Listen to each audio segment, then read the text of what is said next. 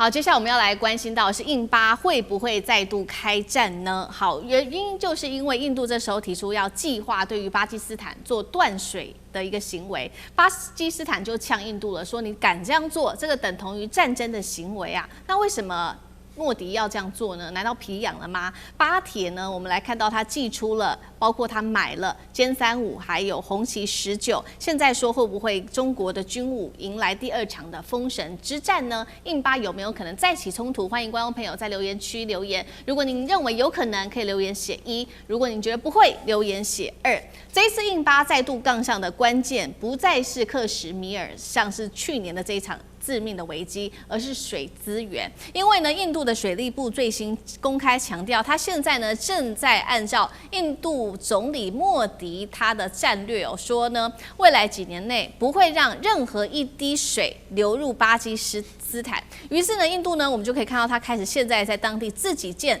築這些大型的水壩之外，他們也開始把他們的水壩的這個流域啊，改变他們河川的流向，不再流到巴基斯坦。那麼巴國的總統聽到之後非常的憤怒，他譴責印度企圖將水資源給武器化，也嚴厲的警告了說呢，這個水資源是攸關巴國數億人口的生計，還有農業的發展的。如果你印度真的敢做斷水的話，等同於是一個戰爭行為。我們稍微回顧一下呢，其實印巴之前的衝突是在去年5月份發生的，當時印度跟巴基斯坦因為克什米爾爆發了一場戰爭，現在會不會又因為水資源的爭議，讓印巴關係再度的亮起紅燈呢？有沒有可能再度爆發戰爭？賴老師怎麼看？我覺得如果印度真的是不讓任何一滴水流進巴基斯坦的話，絕对會是引禍上身，保證會發生戰爭。因為巴基斯坦主要的水資源是從印度這邊流進來的，它牽涉到上億人的生計的問題。沒有一個國家說我今天的水都被你斷了以後，然後我只是表達外交抗議啊，或者跟你發生所謂的這個軍事上的小規模的衝突，不會，他一定會把水壩炸掉。而且以印度的施工的技術跟能力啊，炸掉印度的水壩難度並不大啊。還有另外一個狀況就是，不要忘了巴基斯坦有核武器，戰術性的核武器都有，那更何況有其他的這種導彈，尤其是中遠程的導彈都有。所以我個人的推斷啊，就是說如果莫迪真的幹得這麼絕，把水壩蓋起來了，成功了，完成了。然後把水都關起來，不給巴基斯坦的話，那我個人認為，印巴的戰爭絕對會發生。而優先的目標就是先把這個水壩炸掉。這個水壩一旦被炸掉啊，我個人覺得這個對於印度本身下游的人來講，絕對是一個滅頂之災啊。所以印度不要玩火玩得太高，這第一個。第二個，印度的施工能力跟豆腐渣工程是有名的。所以炸它的難度並不高，所以我個人覺得印度在這個部分裡面玩太多了啊。另外一個部分裡面就是國際之間的譴責聲音會很大，因為這牽涉到人道主義的問題，牽涉到人權的問題。印度如果說直接斷巴基斯坦人的生命的話，那全世界沒有人會站在印度這邊，一定會譴責印度，所以印度在國際上絕對會被孤立，所以周邊的國家支持巴基斯坦去對印度動手，都變成有正當性了，啊，所以我個人覺得，莫迪只是透過這個動作，透過斷斷開開的方法，形成一個籌碼，用這個籌碼來跟巴基斯坦談判，來威脅勒索巴基斯坦，所以應該是一種談判的籌碼，而不是他真的敢斷。好，真的斷的話，就代表現在印度啊，尤其是這個莫迪玩火玩過頭了，有沒有可能爆發下一場戰爭是非常有可能的。那其實呢，兩邊呢雙方早就已經對雙方互看不滿了。從去年大家還記得當時的這個印巴空戰之後呢，一度是平息了一陣子，但是後來呢，會不會又因為這一起這個有關於於水資源的事件在引發戰爭。我們要來看，其實去年的印巴空戰可以說呢，在於巴基斯坦的部分哦，它有一個非常好的戰果，靠着殲10 C1擊落了6架印度的戰機，包括了法制的飆風哦，讓中國軍武這個大出風頭。所以呢，其實在這一場空戰結束之後，我們看到巴基斯坦持續向中國大陸引進更多的武器，目前是超過80%都是大陸的武器。我們先來看一下細節，先看是巴基斯坦的向中國購買的武器，然後等一下我們來看印度，則是主要跟美國、跟法國、跟俄羅斯購買武器。那双方這個武器做比拼，到底哪一個體系比較強呢？好，我們先來看到巴基斯坦購買的中國武器部分，40架的歼35、紅旗19、空警500。空軍的預警機，還有直10，還有高速的反艦飛彈。再來看到印度方面，添購了包括法國的飆風114架，還有 MQ9死神無人機31架，海神偵察機跟防空系統等等，有沒有可能真的再打起來？那這一次打起來會不會跟印巴空戰一樣，巴基斯坦又大勝呢？酈將軍怎麼看？如果說两个再打起来，我認為巴基斯坦還是碾壓式的可以戰勝印度。這個幾個理由。第一個，這次去年的武器空戰裡面，我感覺到印度從中沒有學習到任何一點教訓，還是很天真浪漫的把戰爭當作不當一回事，而沒有從中去檢討改進他的做法。譬如說，第一點去年的這個武器空戰，很明顯的，你的這種法國的飆風戰機就是被殲10 C 的這個 PD-15導彈擊落嘛，在200公里之外擊落。那你現在繼續去買法國的飆風戰機，那但是我們反觀巴基斯坦它已經進階成，如果說是殲35A 的話，那它等於用5代戰機打你的飆風戰機，那更是輕而易舉它原來的殲10 C 就可以擊落你了。那如果說再加上殲35，是不是在空中戰力上面又勝你一籌？更何況聽說這次巴基斯坦買的不只是 PD-15導彈，甚至於還買了這 PD-17射程超過4000公里的這個導彈第二個，我們來比較就是空中的這種預警機。去年武器空戰，巴基斯坦用的只是解放軍舊款的 ZDK 類型的預警機大家很明顯看出來，它上面有一根平衡木，是一根棍子一樣在機背上面。那現在如果它引進是空警500的話，它的偵收距離可以更遠，它那個大的這種雷達，是用氮化鎵雷達，偵收距離到500-600公里之外，可以同時鎖定這個上百個目標然後也可以做空射逼倒，這是第二個。那你現在來講的話，如果說這個我們沒看到印度在這個預警機方面有任何長進，那第三個這個紅旗19它本身就是比照愛國者3的這型的防空導彈，等於替印度裝上一層防護衣但是去年這個印度用的這種 S-400防空導彈，它已經被擊中了嘛，被 CM-400那款導彈擊中。那莫迪我還記得，他為了騙人，他還特別到那個導彈的陣地那裡去說，我們沒有被打到那誰曉得你被打中？那傳說中是被擊中的。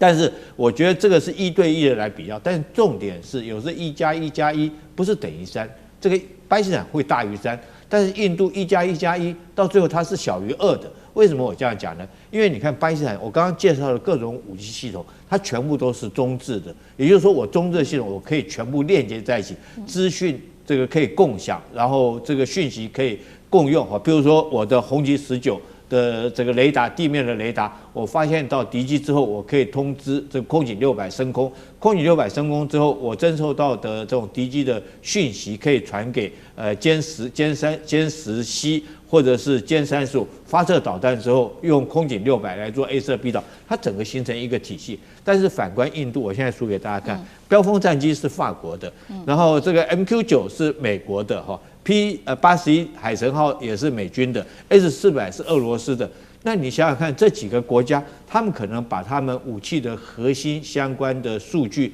提供給另外一個國家嗎？我覺得不可能。也就是說，各種戰機是各自單打獨鬥。去年武器空戰就是如此。法國的標空戰機它就沒有辦法收到 S-400給它的訊號，就是各武器是單打獨鬥。所以印度這種1+1+1到最後它一定是小於3的，因為彼此互相可能牽制，互相還搞不清楚對方在做什麼。但是反觀巴基斯坦，它這些都中置的，那當1+1+1，它一定是大於3哈。所以我覺得在這種狀況之下，如果說印度貿然的在跟巴基斯坦開戰，就軍事層級來講的話，巴基斯坦還是絕對有碾壓印度的軍事實力。好，就在這個印巴，我們來講這個，如果以它的這個軍事實力來講的話，似乎呢，上次的印巴空戰是完全沒有學到任何的經驗哦。巴基斯坦現在持續的擴大中國制的武器，那建立體系化作戰。那印度的話，則是還是持續的使用雜牌，各國都有自己的體系做單打獨鬥。那如果說為什麼來看一下莫迪非要打這場仗嗎？原因是不是因為它來自於國內的政治壓力太大？因為現在來自於內部有一些不同的聲音，包括說印度現在面臨極端氣候，當地的能源相當的不足夠，這是對於莫迪來說非常大的一個問題。還有大家對於他美伊戰事當中處理的態度也感到不滿，他會不會想要分散注意力？所以呢，用水資源來做一個話題。楊老師怎麼解讀？我從3個層面哈。從能源導引的印度經濟的危機，第二個是從天氣導引的，就是用水資源來去挑起跟巴基斯坦的對抗。那第3個呢，就是印度的外交現在逐漸更加的孤立跟失利，尤其跟巴基斯坦在最近伊朗的事件當中的角色做對比。能源戰爭一打起來，結果對印度的影響是很大的，所以它的通膨啊，它的庫存、它的戰略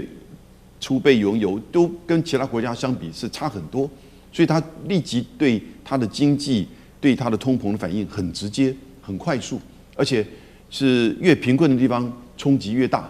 這已經顯現。那然後呢，印度的這個盧比啊，它在戰前的時候是91塊哦對美元，那現在呢來到了96.5塊，那據說很快會到100塊，那所以你看到它的這個就是等於貨幣的貶值啊，現在變得非常嚴重。那同時最近就是有一個投資案，就看到這個能源的缺陷，這個投資案來到230億美元撤資了。那過去這幾個月，就是從第1季到第2季啊，印度進來的 FDI 是遠少於準備要離開撤資的。我講的不是股市匯市上啊，而是真的 FDI， 也就是直接的這個投資，那甚至準備投資規劃了還撤資，那就是因為能源上以及整個匯率上跟經濟上的問題，這些外商看到這個印度現在這個階段不是一個好的投資的標的。那天氣呢？那不得了，印度的5月現在據說新德里平均溫度是40到45度，有些地方還高到有50度。我都難以想象50度的這種氣候哈。那50度的氣候，各位，印度整個全有多少人口？14億人口，對不對？你知道它有多少台冷氣機？9200萬台冷氣機。哦，9200萬聽起來很多，但它有14億人口哎。哦，你去算一算，多少人有一台？當然，我去過印度4次，好，那都很小心，但最後一次還是生病了。但是呢，這個環境哦，真的是就是說基礎建設很差。它到了下午的時候都會停電個1-2次。那你現在能源缺乏的時候啊，那個停電的頻率更高更嚴重。那所以人民就非常的，就是說在天氣又炎熱，然後又缺乏就是好的經濟的支撐。那其實人民的抱怨越來越高。那同時呢，印度總理莫迪就開始在轉移啦，搞這個民粹，就針對穆斯林。各位知道，印度是全世界穆斯林人口第2大的國家呀，僅次於印尼，因為它有將近2億的穆斯林。可是它通過一個法律啊，這個法律對穆斯林的這個捐獻啊、土地啊，採取一些很嚴格的限制。從去年到現在就一直不斷的抗議，所以他用這種壓迫穆斯林的方式來去激起他的支持者、印度教支持者的支持，來去移轉經濟上、天氣上、能源上。還有最後一個外交上，那川普不喜歡印度，現在眾所皆知了。然後呢，巴基斯坦在這一次的美伊戰爭扮演多重要的角色，似乎南亞大國不再是印度了，而是巴基斯坦了。所以莫迪的這種對內其實是有一點高壓，然後呢又有一點移轉民粹，那對外呢又不斷挑事兒。你看這個水資源，這是不可思議的，怎麼可能不給下游的？對哦，那這個東西一定會出現戰爭的，那全世界都不可能接受。所以他用這種方式來去逃避他現在對他的政治上、經濟上的壓力。可是這樣做對這個國家是好嗎？印度一度大家都以為是這個未來的崛起的希望，這樣子再搞下去的話，真的會很嚴重的問題。好，謝謝楊老師。那我們休息一下，馬上回来。地緣政治、美中之爭、戰略價值、強權崛起、小國生存，現在與未來洞悉事件走向，掌握世界脈動，全球觀點盡在環球